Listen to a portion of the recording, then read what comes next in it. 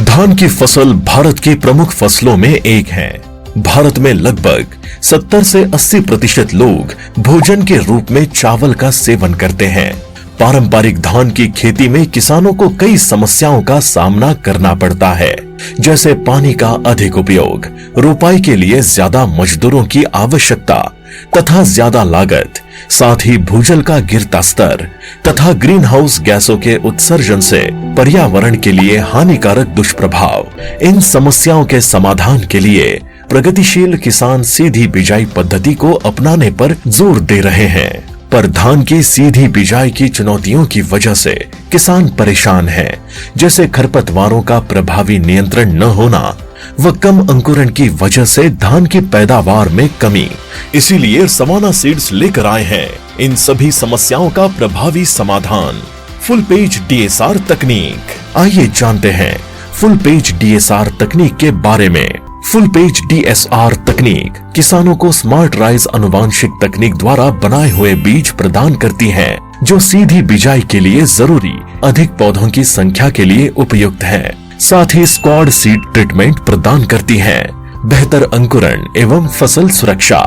खरपतवार सहनशील तकनीक द्वारा मिलता है खरपतवारों एवं जंगली धान का प्रभावी नियंत्रण, जिससे मिले बेहतर उत्पादन, लागत में कमी। फुल पेज डीएसआर तकनीक द्वारा धान की खेती से 25 से 30% पानी की बचत होती है और 30% से अधिक ग्रीन हाउस गैस उत्सर्जन में कमी आती है। साथ ही 6,000 से 8,000 रुपयों की प्रति एकड़ लागत में बचत होती है। फुल पेज डीएसआर तकनीक है इस्तेमाल करने में आसान और किफायती भी है ना, फायदे ही फायदे।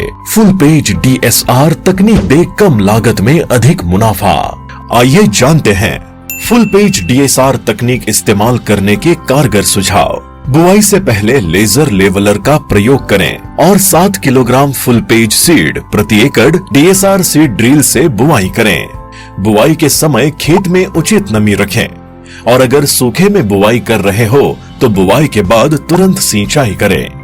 वजीर खरपतवार नाशक का पहला स्प्रे खरपतवार की 2 से 3 पत्ती अवस्था या बुआई के 10 से 12 दिन बाद करें।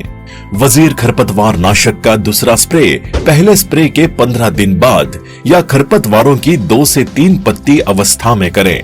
कट या फ्लैट फेन नोजल से स्प्रे करें।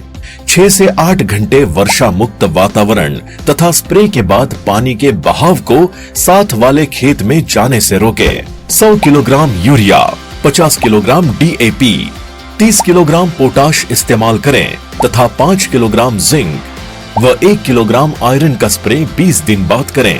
धान की खेती में नई क्रांति की होगी बात जब कदम बढ़ेंगे फुल पेज के साथ।